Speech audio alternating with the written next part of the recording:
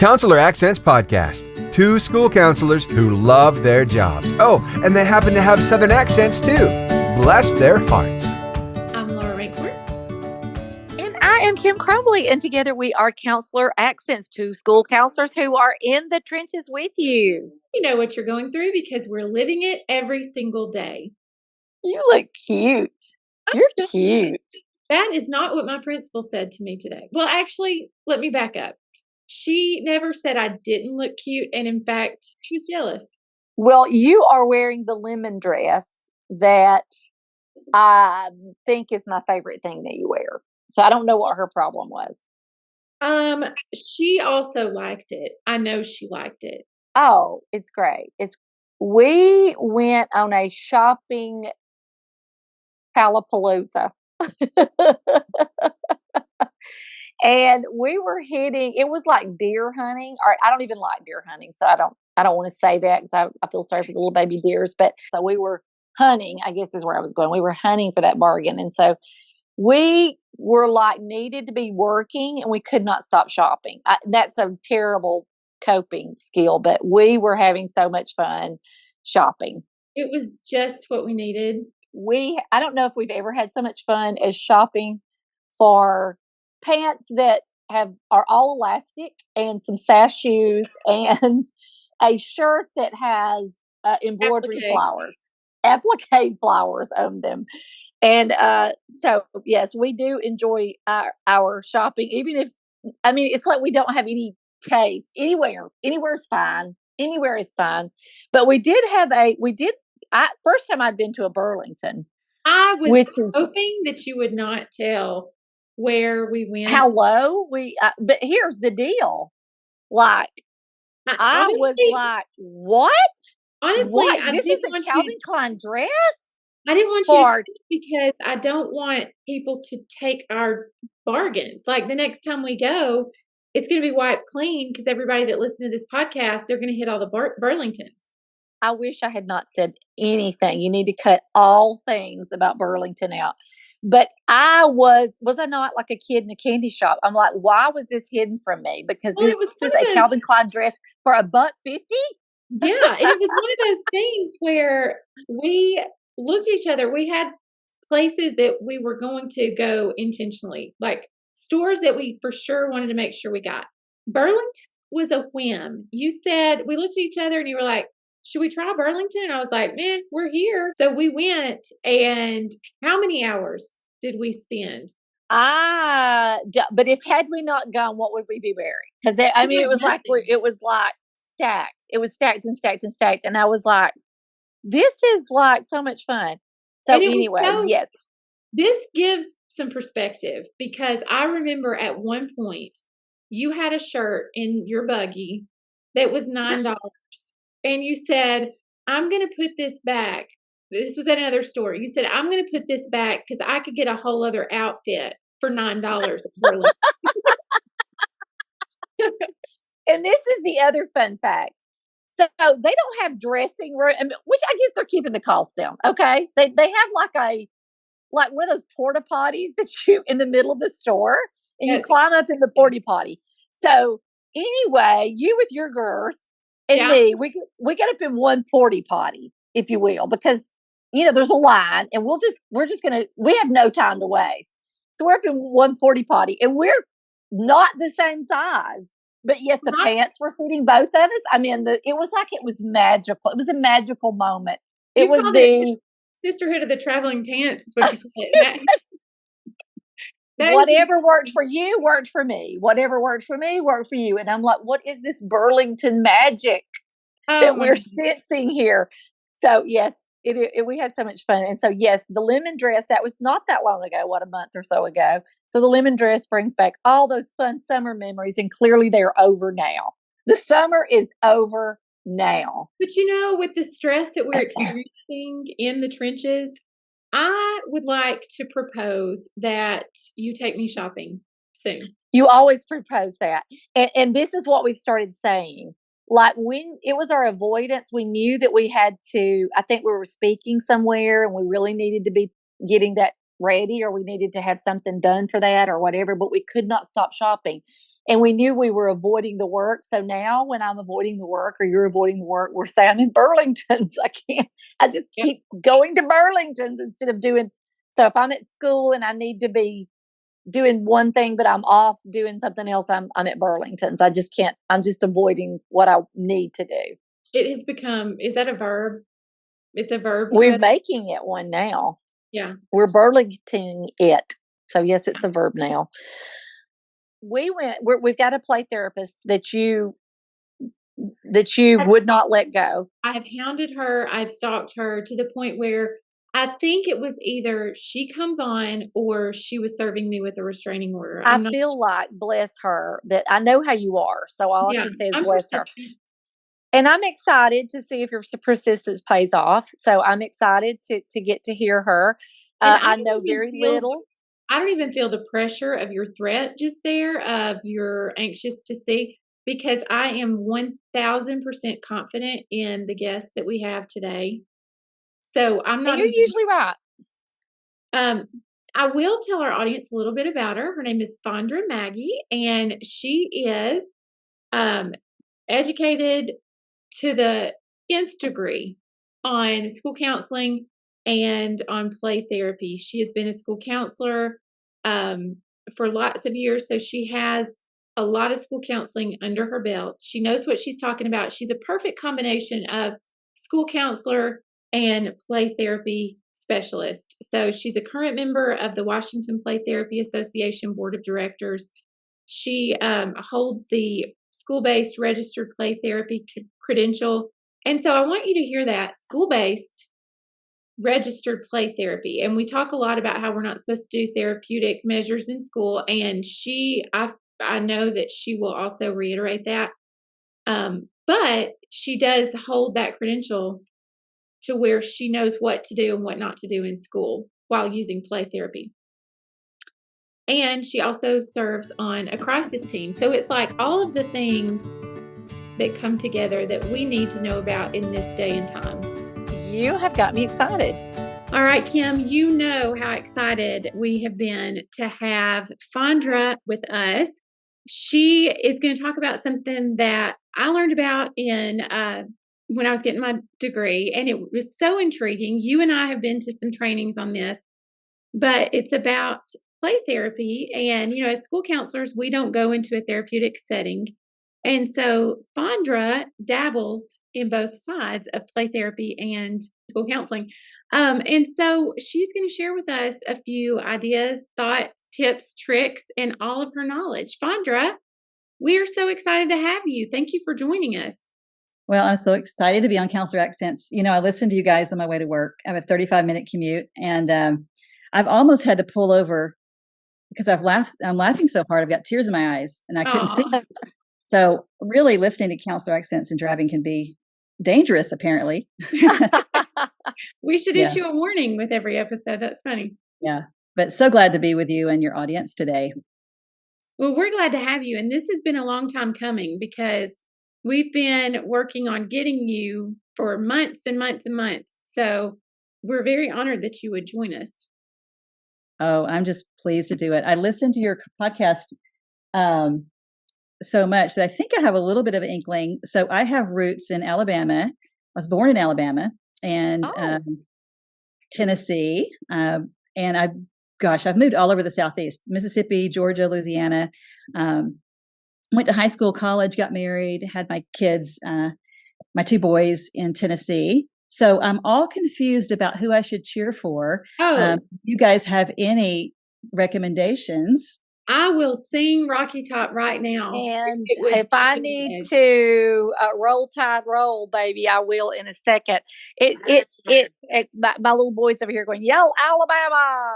I tell you, it sounds like you have really been everywhere.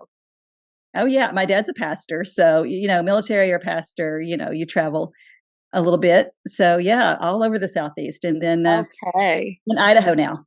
So a little bit of everything. Yep, a little bit of everything. Well, we're going to dive right in. Why don't you tell our listeners a little bit about you? Yeah, so started teaching school, and I'm old, so it was the late 80s.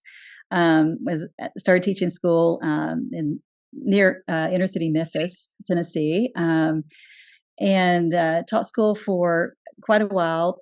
But I was really teaching school in New Orleans. And some of my kindergarten students were kids of trauma, and some were going home at night, going to sleep to gunshot sounds. Some were playing cocaine bust on the at recess. And I just realized, although I really loved so much teaching the classroom, but I wanted to teach more than the ABCs and the 1, 2, 3s. And so I taught all day and traveled about an hour every day to work on my master's in school counseling at Southeastern Louisiana University.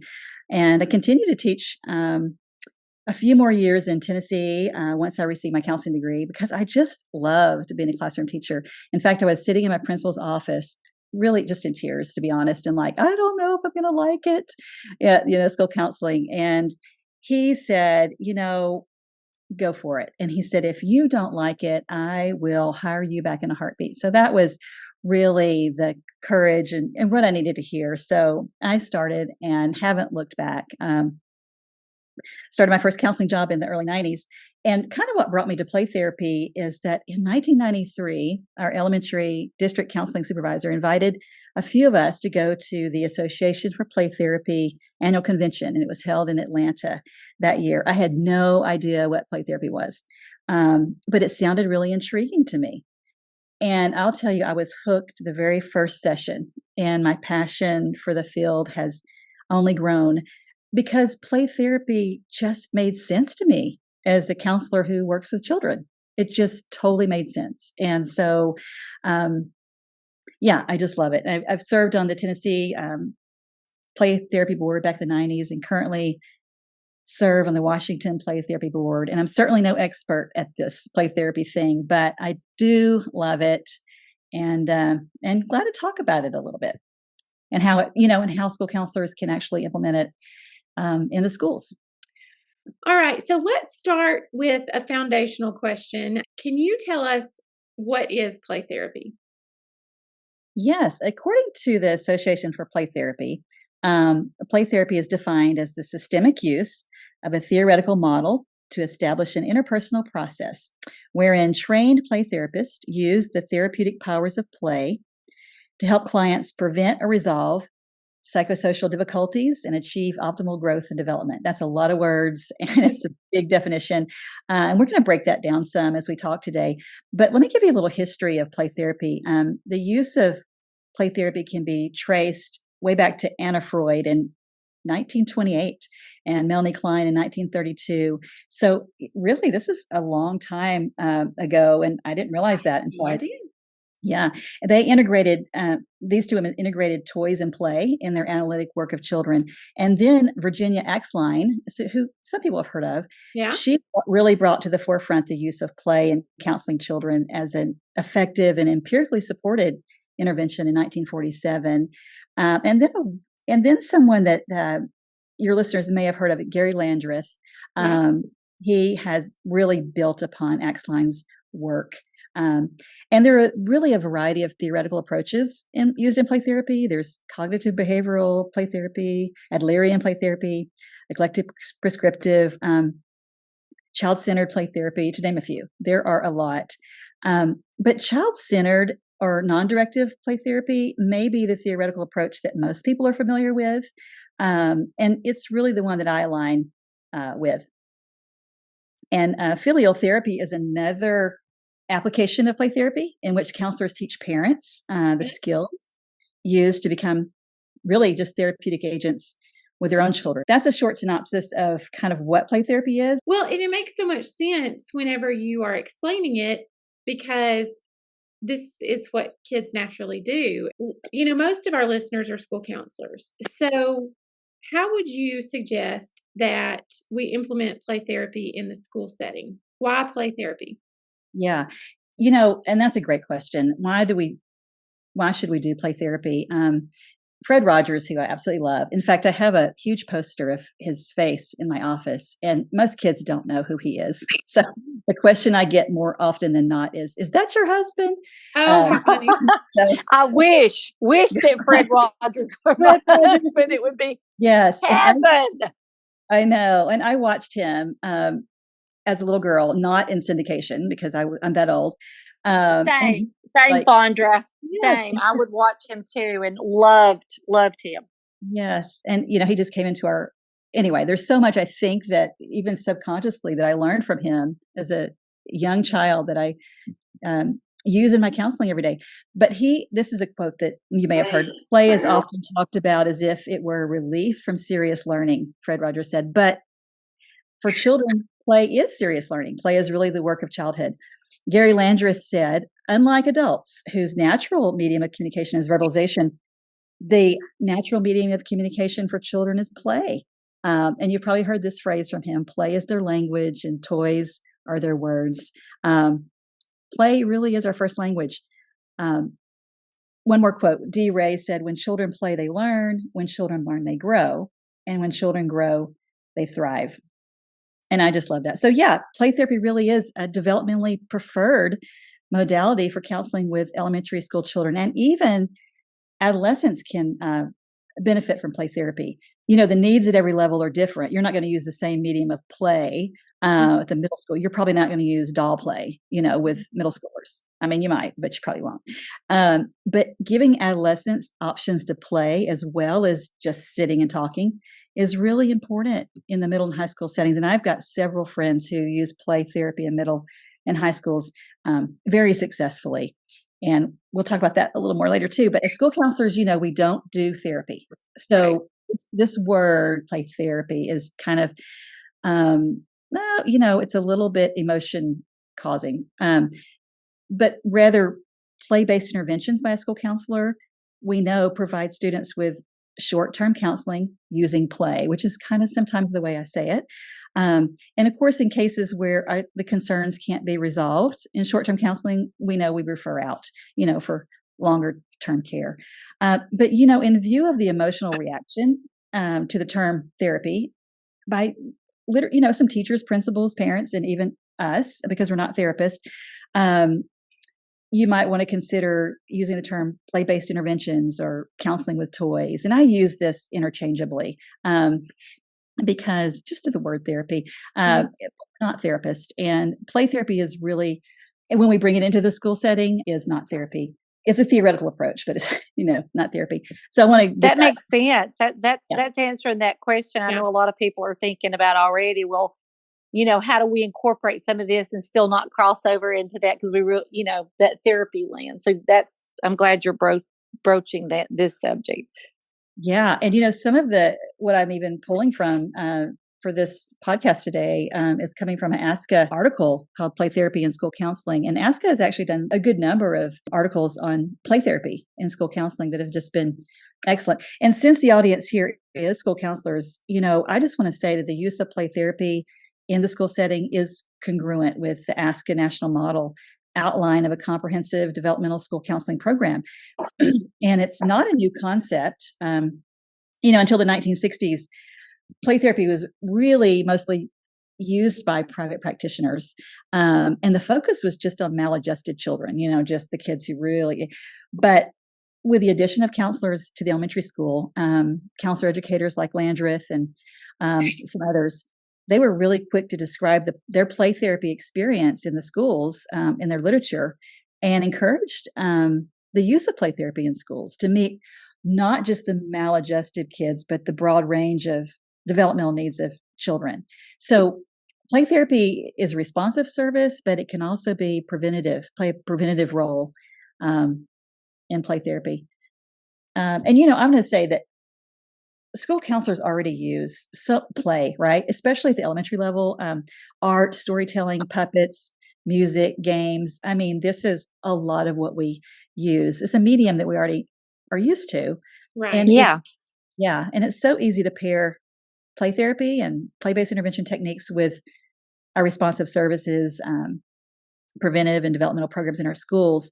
I use it in counseling, small group, individual counseling, small group counseling, and classroom lessons. Well, and to your point about using it across all age groups, I used something with a middle school student today, and I said, you may be thinking this is so babyish, And she said, no, it's a relief, actually. And I think sometimes they're so, their brains are going full speed ahead. And so to be able to take it back to play, and I wasn't doing any kind of therapeutic intervention. It was just Right. a little bit of something that, she would have done as a child. And so for her to say, no, it's a relief, actually, I think speaks to what you're saying.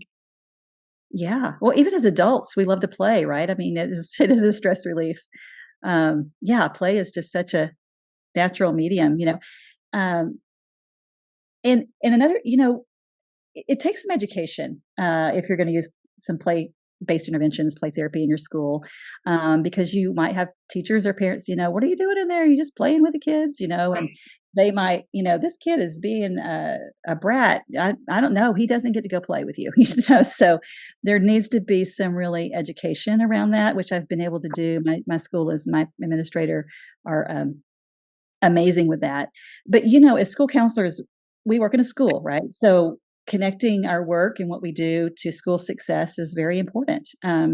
Making that connection between the need for emotional intervention and a child's academic progress. And there's so much research, and I'm just going to mention, I think, just one, but there's so much research that's been done on connecting play therapy to the school setting. And anytime you say, here's the research that shows that this is an effective modality, that's just golden. Yeah.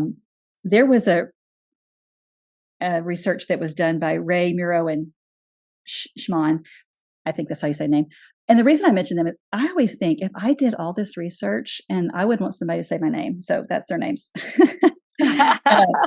And they found that adding play therapy strengthened the remedial and preventative aspects of a comprehensive developmental school counseling program. Interviews with administrators and teachers suggested a decrease in student referrals and an increase in academic success and classroom behavior.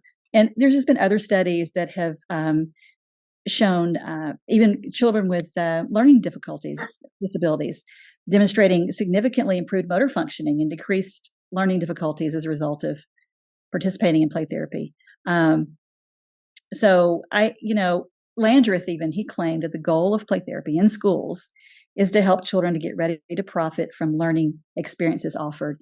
So, I think that that's important that we tie that because we are at a school, and to get those kids able to where, they're able to go back in that classroom and learn is an important link, I think. So that's a little bit of the why. So as a counselor, or what are some of the tools and techniques that are used? This is kind of the nuts and bolts of play therapy, because counselors ask me all the time, what do you do in play therapy? How do you do it?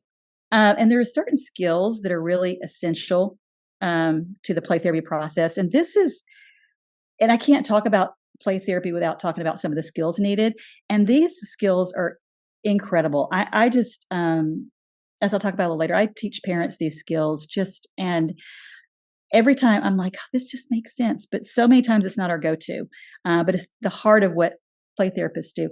And since child-centered play therapy is a theoretical approach supported by extensive empirical research and as a successful intervention in school settings, and studies actually do show that the majority of school counselors using play therapy in schools operate from this non-directive child-centered approach.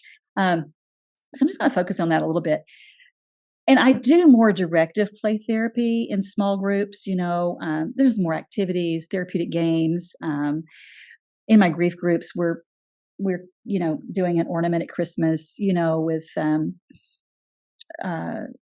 different objects that go in there with about the person that died, and of course in classrooms it's obviously more directive. I do a lot of adventure-based learning and role playing and puppets, but non-directive child-centered play therapy is what I mostly do, I think, in individual sessions. When a student is referred to us, by a teacher or a parent, especially if the referral is for a behavior concern, we're hearing about that issue that the child's having from the teacher or the parent. Like, this child is being disrespectful, they're being mean in the classroom, they're not doing the classwork. And if all I do is address these issues that the adults are seeing or having, And I'm not saying it's wrong to do that. And especially with safety concerns, the kids running, we have to address these. But I might not know what's really going on that's causing this behavior. And when I started doing play therapy, it just changed everything, because the child is going to let you know what they need to work on through their play. And there are things that I would have never known, if I had my own agenda and I'm thinking this is what this child needs to work on. They need to behave, they need to get back to learning and not. But I've had kids up all night long because mom and dad were fighting. And I found out about this through the dollhouse because they were playing that out. I've unfortunately found out probably most of the physical and sexual abuse I have found out through children's play. And it has been heartbreaking. I have children from war-torn countries. We have 18 languages spoken in my school that I'm in right now, which is a beautiful, beautiful thing. But I've had refugee children and children from war-torn countries play out their fears. And sometimes it is difficult to watch. But children let me know what they need to work on through their play. And and that's where the healing really can begin. In fact, Landreth, I'll say this part, and I keep mentioning Gary Landreth because he's just such a foundational figure in especially child-centered play therapy. But there's 3 core tenets to play therapy. The first is, as we mentioned, a child's natural language is play. It's just developmentally how kids express themselves. Second, children have an inherent tendency toward growth and maturity. And third, children are capable of positive self-direction. So this was hard for me because, in child-centered play therapy, you let the child kind of direct their play.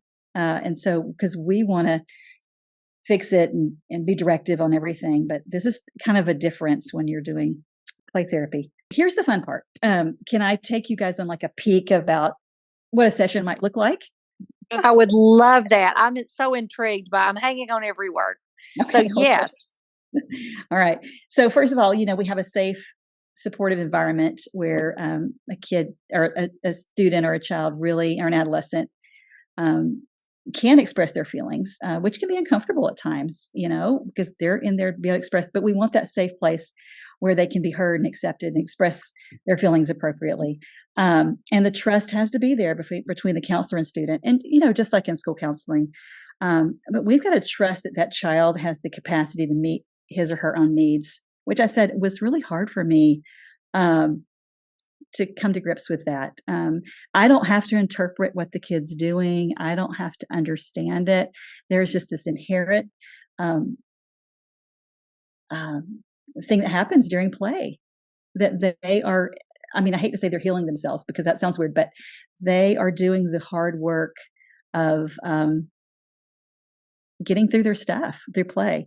And then we've got to know that student's going to develop trust in that safe place that we provided. So here's the fun part. So let's say a child comes into my session and the counselor will let the child know. And this is what I typically say.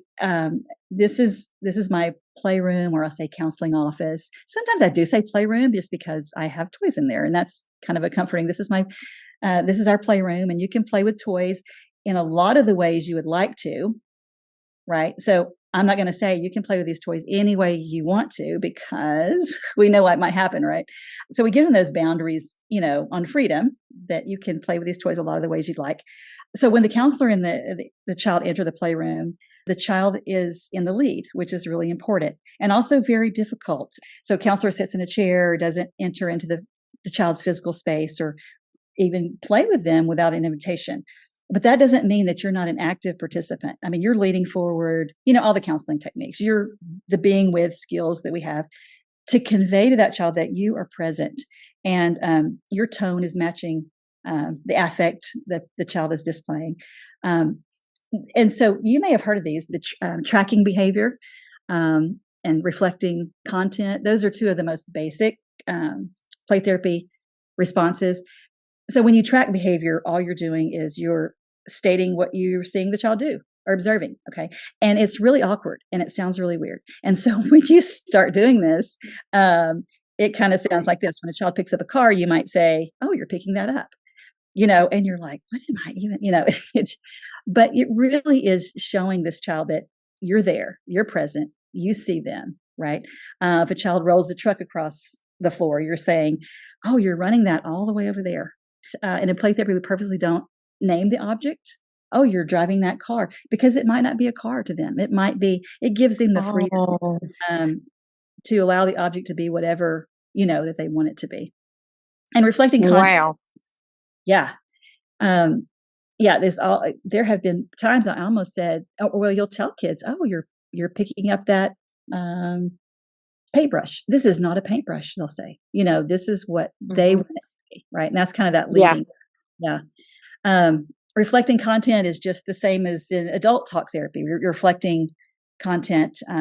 If a child tells me what they did last night with their friend's house, I might say, "Oh, you went to your friend's house and you did a lot of fun things." Okay. So that's kind of where it is. And just a few more I'm going to mention, if that's okay. Yeah. This is a little deeper into the play therapy model, but reflecting feelings. I love teaching this to parents.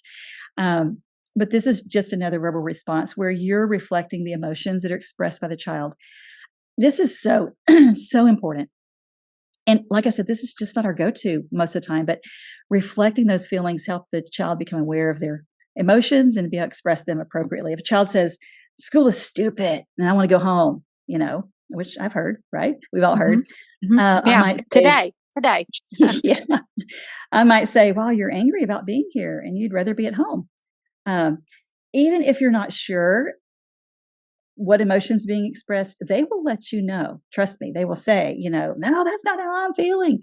But that's okay because they're identifying and start to identify their feelings. So that's reflecting feelings. Uh, Gosh, another skill that probably was some of my favorite moments in play therapy has been when a child is really struggling to open something or do something and want me to help them. And then they're able to do it for themselves. One of the goals of play therapy is to help children experience a sense of their own capacity and take responsibility for it. Landry says, "Never do for a child what they can do for themselves." And I love that. Um, Yeah. if a kid's trying to open a glue stick in my office and I quickly gives up, "Can you do this for me?" I respond with something like, "That looks like something you can do. I bet you can do that," right? And of course, if it's something that I can determine they can't do, I'm not going to return that responsibility and make them do it. Maladjusted children, and you've probably seen this, they are really trapped in a rigid way of doing things and thinking. For example, there are some kids that really, what color should the flower be? They have such a hard time being creative and spontaneous. And so we get that a lot with kids, "Well, I don't," and then just saying to them, in here, it can be whatever color you want it to be. Really? Can the frog be pink? Yes, the frog can be pink. But this is just a really helpful skill in facilitating that creativity and spontaneity. And here's one that was, an eye opener for me. When kids ask you kind of for your feedback on something, "Do you like my picture?" I mean, what do we Yeah. usually say? We usually say, Yes, I like it. Yeah. "Picture, you're a great artist." So this was a game changer for me. This kind of praise versus encouragement. And I know we've heard this, but we just still do it, probably the opposite we should. Because a praise response like, "Yeah, that's a beautiful picture," it just encourages the child to perform for the adult, right? And continue to seek those external reinforcements. But an esteem building, encouraging response like, "You're really proud of that picture," or "You made that just the way you wanted to." That really encourages those, kids to develop that internal sense of evaluation instead of just relying on the evaluation of other people. And like I said, this was a game changer for me because I still fall into this trap of, "Yeah, that's great. You're such a great artist." Mhm. But we really want those kids to have that internal sense of their own evaluation. Does that make sense? I love that one. So good. Um, I love this. I mean, this is so powerful. And I'm just taking all of these notes, and it does make excuse me, for school counselors, because we're kind of doing this anyway. It's just kind of Yes. it's just kind of shaping up or shoring up some of the things that we might struggle with, because this makes better sense than I mean, I totally get what you're doing here with you're really proud of that, or you made it just the way you wanted to. Those are things that we might not be doing with the play therapy. I'm going to mention something too before we get off this particular topic, but the skills. But limit setting is something that's really important in play therapy, because you've got all these toys in your room, and you're letting the child lead, which can be kind of scary, right? Yeah. You've got a kid that's getting angry or whatever. So limit setting is important. I mean, it could be a course all of its own, because this is a huge part of play therapy. Because we know you have to have safety in your environment. You can't have kids, doing whatever they want to do. And so the limit setting is a great skills. Oh my goodness. I have used this with parenting probably more than anything else. You want to just establish minimal limits at the beginning. You don't want to come, well, you can't do this, can't do this, and you'll have limits come as you need them. Of course, they can't harm themselves and others and those kind of things. One of the clearest and most direct limit setting communication tools is Landreth's. It's called the ACT model. I don't know if you're familiar with that ACT model. A stands for acknowledge the child's feelings or desires. C is to communicate the limit in a clearly defined statement. Okay. And then T is to target an alternative, which is where you're quickly redirecting this child so that they can express the feeling in an appropriate way. For example, when I had a student, he was playing out a scene in my sand tray, and the good guys were trying to keep the bad guys out. And he started throwing sand at them. I mean, sand was going everywhere. And I didn't want sand all in my office, so it was going everywhere. And so I set the limit by using this method. You're trying hard to keep the bad guys out. So that's acknowledging his feelings, because you want to acknowledge what he's doing. But the sand is for staying in the sandbox, which is the limit, right? You can throw the sand into the sandbox, which is the alternative way of doing things. So I just love that method. And when it's presented effectively, that ACT, acknowledging the feeling, and then you're communicating that limit and giving an alternative, it's usually effective for most children. I mean, you may have to do it 2 or 3 times, right? When it's not effective, the next step in limit setting is provide choice giving, which we know how to do this. It looks like, well, if you choose to throw the sand out of the sandbox, you choose not to play with the sand today, because then it's the kid's choice. See, it's not my decision for them not to play today. That's their decision. This is your choice, right? So it kind of puts that responsibility back on the kid. Okay, that was like drinking from a fire hose.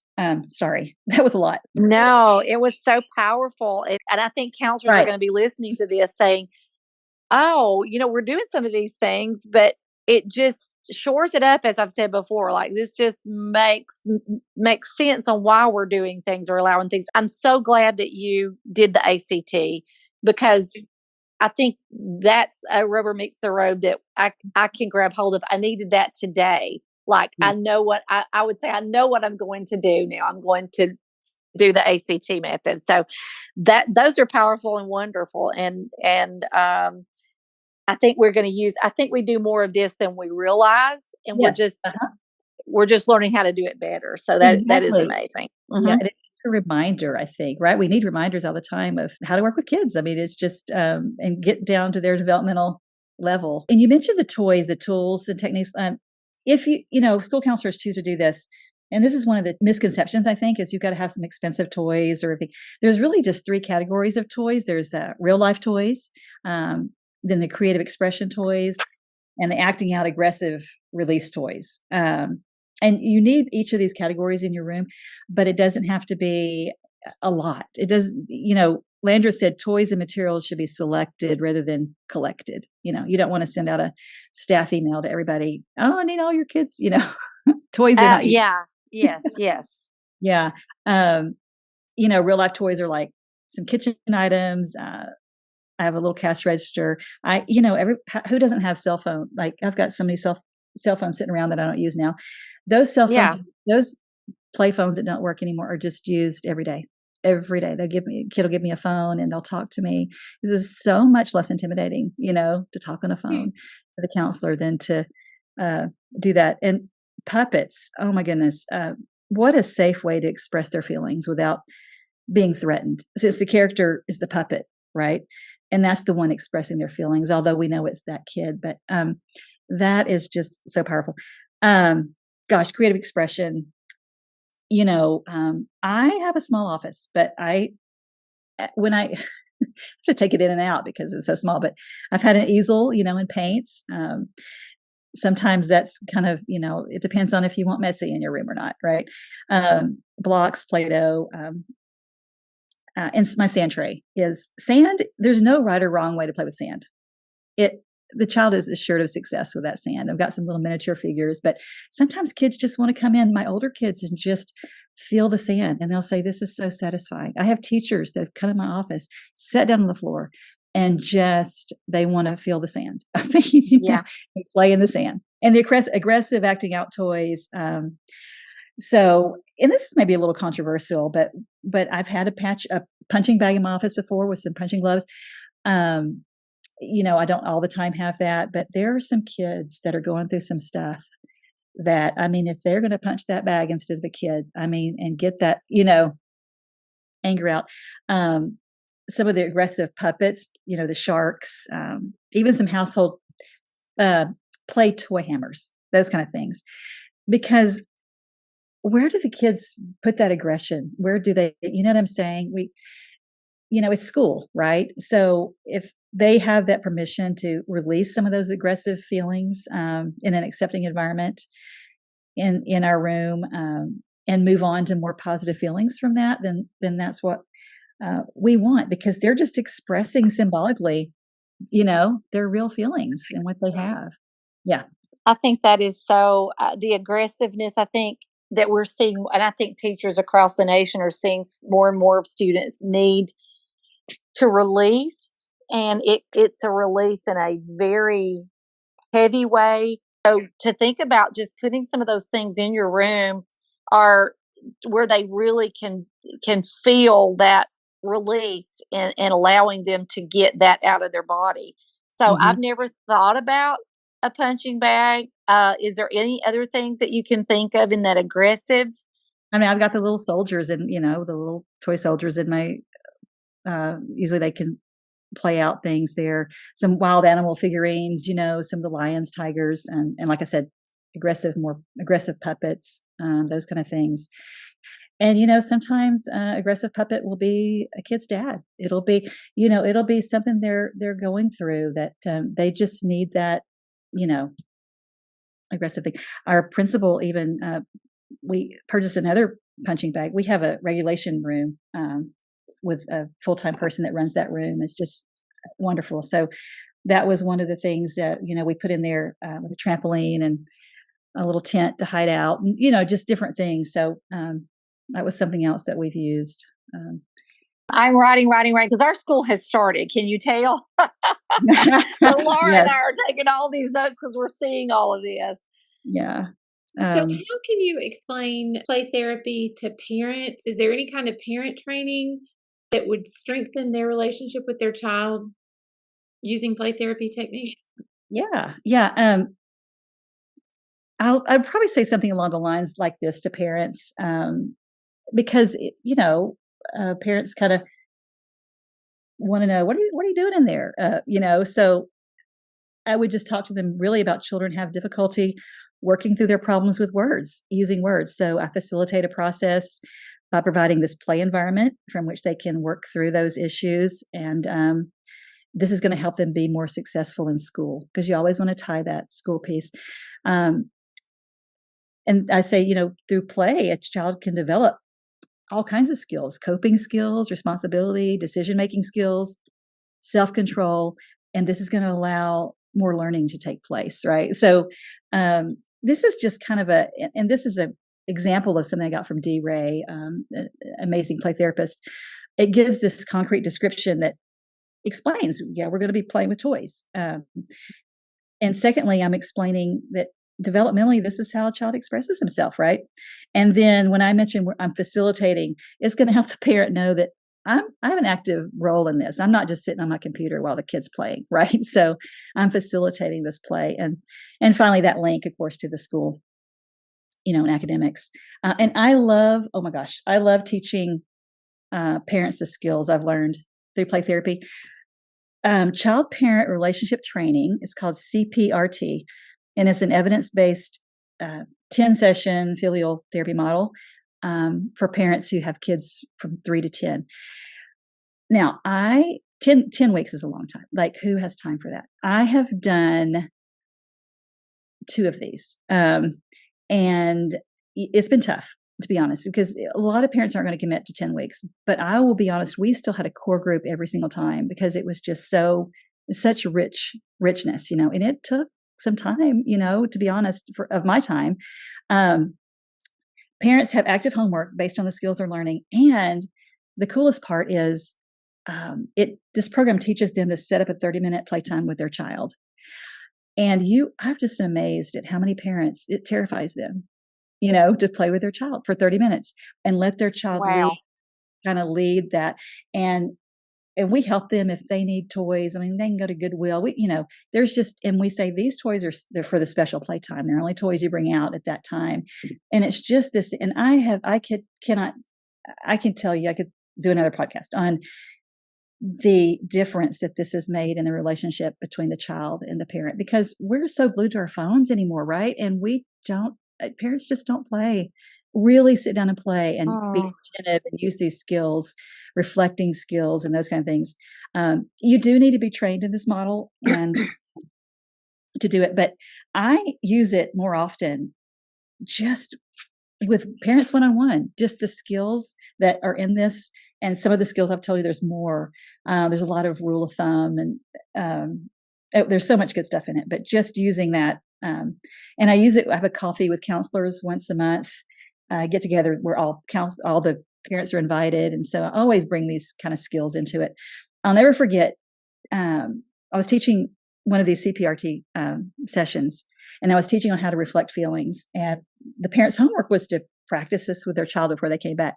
And the next session, a mom came in and she said, during this week between this session and last session, my son was one day at school. He was opening the car door to get out of school. They were parked on the street. And just when he opened the door, a bus was driving on the other side of the road. There wasn't anything inherently dangerous, but it scared him. And he started crying uncontrollably. And he was in the back seat. And she said, I would usually just tell him, you're fine. You're okay. Stop crying. It's okay. Just be more careful. But she said, I remembered our class and the homework. And I didn't think it'd work. But she said, I crawled in the back seat with my child. I hugged him tightly. And I said, that really scared you, didn't it? And she said, he looked up at me and it makes me cry. And he stopped crying with a look that was like, gosh, you really understand how I feel. She said, and she'll to this day tells me that changed my relationship with my child. She said, I've never done anything like that. And isn't that simple? Just reflecting their feelings, that one simple little thing, but it's not usually our go-to because we want to fix it. You're fine. You're okay. But that's not really right. Getting into their world. There's also, just in passing mention, there's a CTRT model that's come out, which is a child teacher relationship training. I really have only dabbled in this, but it is a counselor who's been trained in this to teach teachers some of these skills. And there's a component to it, not only for them to go and use it with small groups of children, but in their classroom as a whole, but to where teachers can choose a child who they're really struggling with, and with parent permission, of course, and I'll have a special playtime with that individual child in a designated area, playroom or play area. That's exciting to know that there's a teacher component to this. Yeah. So this works well with small groups also, or how does this look? Do they each choose what they want to do, or is it a consensus of what we're going to do today if you're using this in a small group? Yeah, and you can do small group play therapy. I have such a small office. I don't usually do it with more than 2 kids. And Okay. it Yeah. can be kind of cumbersome if you do. If I had a bigger place, I think I would. I mostly do this with um, social skills, right? I'll take a Okay. kindergartner that's just, I mean, he is just having a hard time with everybody. He does not know how. And at times I'll let them pick a child, to come in and play with them. And it might be the kid they're having the most problems with. And so that's how I Yeah. use play therapy in that. And I can just kind of watch where that control is or whatever's going on, and kind of teach in the moment. I might be a little more directive, um, with kids in that. But yeah, as far as the child center play therapy with groups, and I've done siblings. Oh my gosh, after kids, a parent has died, or they're usually getting a Mm. counseling as well. But to have the whole sibling group come in after some kind of a tragedy and just play, it's powerful. Just seeing those relationships and that bond that they just need in the middle of the school day. Yeah. This is amazing. I agree. We could spend a whole week on this. I feel like we need to revisit it. It is exciting. It's a whole world that I've never really delved into, but it makes so much sense. Um, Yeah. and I love that it's not just fixing a problem that, like, we want them to stay in their seat, or we're wanting them to be quiet or do their school, finish this worksheet, but it's rather delving into what is the real issue. Where's the root? Yeah, yeah. And again, we're not therapists. We don't have a long time to do this, and some of this is long work, right? So obviously, I mean, there's been so many times, I've tried to find a play therapist even, or somebody who does this kind of work in the um, outside of the school, to continue it, because you can tell pretty quickly, school counselors, man, this child needs more, right? Than I would. Absolutely. That is one of the things that school counselors need to consider is always, we're always helping parents. Every week we're doing this, like, where does this child, where can we get you help, or where can the next step.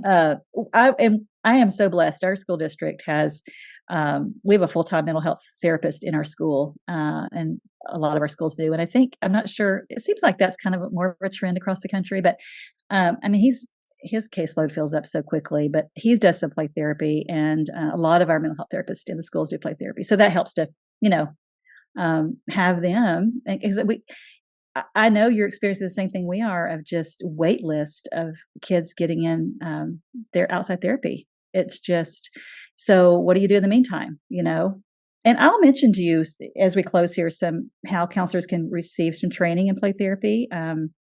Association for Play Therapy, I've mentioned, is the National Professional Society of Play Therapy, and their website is the number 4 pt.org. So a4pt.org, or you can just Google Association for Play Therapy. They've got a Facebook page, Instagram, and every state has their own APT branch, just like ASCA. On the website, they have a directory. You can locate play therapists, schools, universities that have courses in play therapy, and then online trainings in play therapy in each state, just like our Washington Play Therapy Association is giving in 2 weeks. And the credentialing. So I'm just going to mention this is the SBRPT. There's a registered play therapist, which is called RPT. And gosh, it wasn't that many years ago. Because school counselors, I'm not a mental health therapist, so I couldn't get a registered play therapist. So they started the school-based registered play therapist, SBRPT, which I was just thrilled with. And it's for certified licensed school counselors who complete, pretty considerable training, supervision, and experience in their field. And the requirements are all on there on the website, the SBRPT. Again, school counselors don't do therapy. And even though I hold this credential now, I just am providing students with short-term counseling using play. One of the reasons I decided to get it, I felt like I wanted more of the training, for one thing, but I just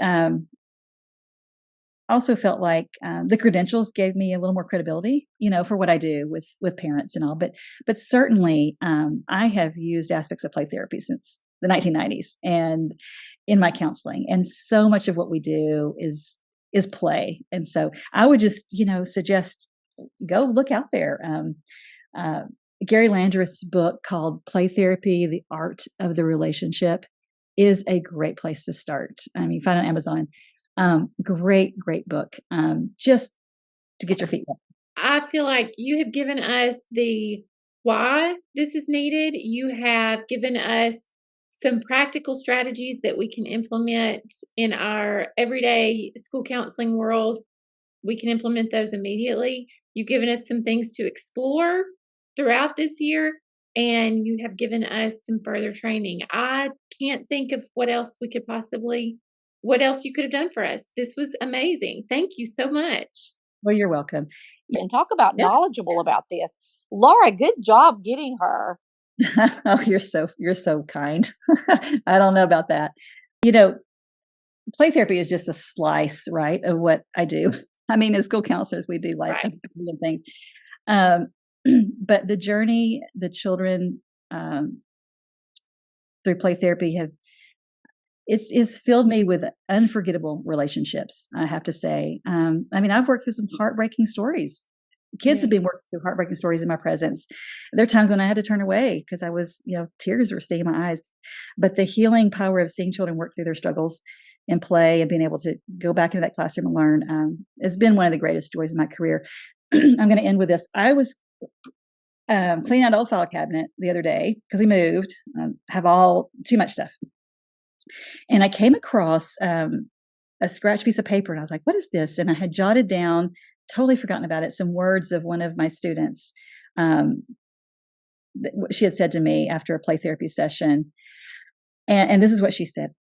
I guess I wrote it down because it was so powerful to me. And she said, I like this place. It's a place where I can just be myself and hang out with toys and you, because you understand us. Maybe if more parents would listen to kids, something would happen to this world. I think this place is an escape place. I'm glad you made an escape place for us. And that's the power of relationship through play, meeting kids at their developmental level, and just meeting where they are. And so they can work through some of the big feelings and stuff that they've got going on. I can't think of a better way to close. That's perfect. Well, thank you. Thank you for all the work you do. You guys are amazing. I am going to order your book tonight. Can't wait. No, we'll send it to you. Love it. Thank you so much. Thank you for joining us. Thanks, Lori Kim.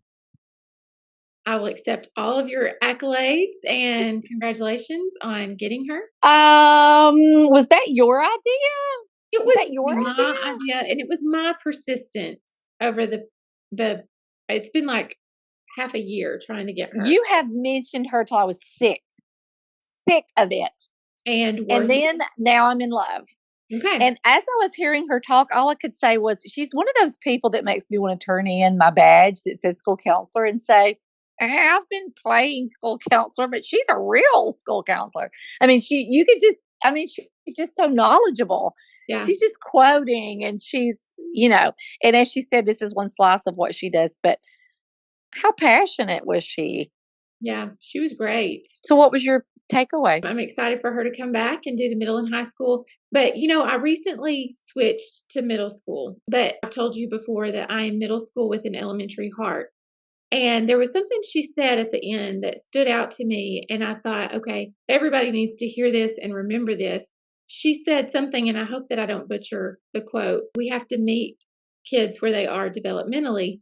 And I thought about the kids that come to us, and we know trauma affects how they are developmentally. Just because a kid comes to us and they are 17 doesn't mean that developmentally they are 17. So play therapy allows us to meet them where they are developmentally. So I thought that was a very good quote, and it really gave some teeth to why we should be doing this at all levels. I think that what you're saying is so profound, and I hope people are hearing that, because we forget that where the trauma started, the development stopped. And if they're missing that skill, that's where we need to meet them. And so I think you're exactly right. And your story of your student that you shared, like, that felt comfortable to her, that felt comforting for her to do an activity that you thought might be too young. Yeah. But it felt, that just felt good. So I think those are important things to remember. One of the things that she said that stood out to me is, besides the quote, play is their language and toys are their words. I want that written somewhere because I love it. But I think this is huge because this is what we've talked about all summer, and what we're really working on is what's the root of the problem. And when she said play therapy helps you know what they need to work on, they're going to tell you what they need if you're watching this. And she had a lot of great rubber meets the road. So fantastic, Miss Fondra. I would like to share a story that goes right along with this. When I was in high school, I was valedictorian. So everything. Oh boy. Oh, Yep. no, I didn't know because Let you me didn't tell me in the you. last 5 minutes. Go ahead. But everything that I did, I got all A's all the time. Like I couldn't turn in anything bad. It was just everything. Not in your nature. Right. So then I get to college and things were different. It wasn't easy for me. I struggled a lot. And I had this one professor, Dr. Wes Spratlin, and he was my English Lit professor. And so he assigned us papers that we had to write. So I was used to 5-paragraph essay format, go into the thesaurus, and if I could find a large word, I'd find one that was larger and just making it sound so professional. But he saw through that and he would give me back my paper with an F. Every paper I turned into Dr. Wes Spratlin was an F, F, F. And so I'm thinking, oh my gosh, I'm going to fail my first semester English Lit at college. And so I was panicking and I went to him and I'm like, I don't know what to do. I can't do what you're asking me to do. And he kept saying, I need you to look deeper. I need you to look beyond. I need you to, like, he was telling me what he needed, but I didn't know how to do that. So it was the last paper of the semester. And I was so frustrated because I didn't know I didn't know how to do it. But I sat there and it was a critical analysis of Sunset Boulevard, the movie. I had to watch the movie and do a critical analysis. But he kept saying, look beyond the surface. Don't give me the facts. Look beyond what's going on. So I tried my hardest to look beyond what was going on. So he handed out all of the papers in class and he didn't have mine. And he said, Laura, I need you to come up to my office after class. God. So I was furious. I was fuming. I was so mad because I thought, I'm going to give him a piece of my mind and tell him this is impossible. I don't know. Like, I'm dropping the class. I know it's the last thing, but I can't have an F on my transcript. So we get up there and he has given me an A on my paper because finally, he said, I was able to see beyond the surface, beyond what was just going on the surface. And I was able to tell him like underneath the root.